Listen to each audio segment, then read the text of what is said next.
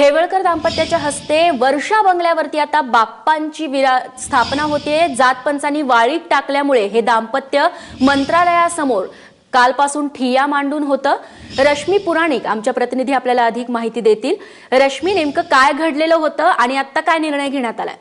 रेश्मा, आपण बघतो की मुख्यमंत्र्यांकडे यांनी गेल्या वर्षी पण दाद मागितली होती। जात पंचायतीचं प्रकरण होतं आणि त्यांची अशी तक्रार होती की गावामधून त्यांना वाईट टाकण्यात आलेलं आहे 2006 पासून। आणि ह्या वर्षी जेव्हा ते घरी गणपती घेऊन आले होते तेव्हा गावात त्यांना येऊ दिलं नव्हतं आणि म्हणून ते गणपती घेऊन आले होते। त्यांची एवढीच अपेक्षा होती की ह्या प्रकरणात काहीतरी दखल द्यावी। अर्थात ही बातमी काल दाखवल्यानंतर मुख्यमंत्र्यांनी दखल घेत हे जे दाम्पत्य आहे त्यांना वर्षा बंगल्यावर बोलवला।